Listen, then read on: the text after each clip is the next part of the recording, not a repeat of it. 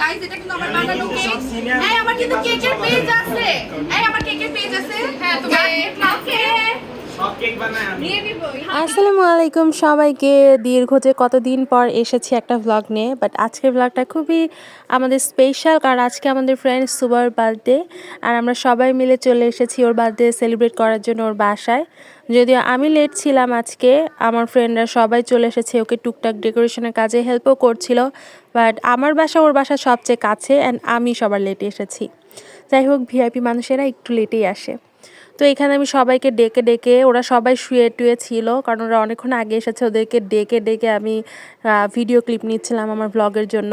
এখানে হচ্ছে সুমি সুবাকে হচ্ছে হেল্প করছিল ডেকোরেশনের কাজে, সুমি অ্যান্ড জাফনা অ্যান্ড শেলি, আফিয়া আর এশা ওদের কাছে অনেক হেল্প করছিল। আমি লেট এসেছিলাম অ্যান্ড আমি একদম খাওয়ার টাইমে চলে এসেছিলাম। এখানে হচ্ছে আমাদের বার্থডে গার্লই হচ্ছে সব কিছু সার্ভ করছিল।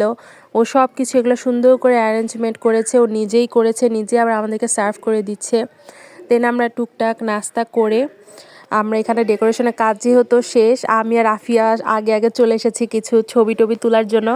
এখনকার সময় হচ্ছে ছবি তোলাটাই আসলে মেইন।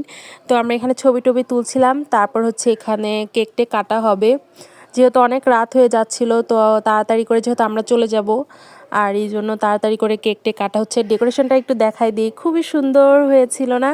আমাদের কাছে খুব সুন্দর লেগেছিল, বিশেষ করে এই শাপলা ফুলটা তো মাস্ট। আর এখানে আমরা সবাই মিলে একটু টুকটাক ক্লিপ নিচ্ছিলাম, সো সাউন্ডটা একটু রেখে দেই।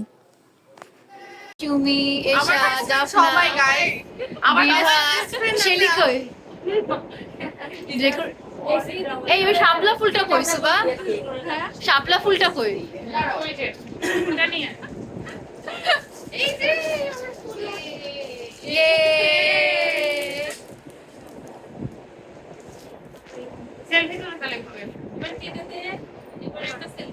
তো এখন হচ্ছে কেক কাটার পালা। আমরা তো সবাই এখানে দাঁড়িয়ে গিয়েছি, আমাদের বার্থডে গার্ল সারাদিন অনেক কাজ টাজ করে এখন সে একটু সময় পেয়েছে তার নিজের বার্থডে নিজের কেক কাটার জন্য।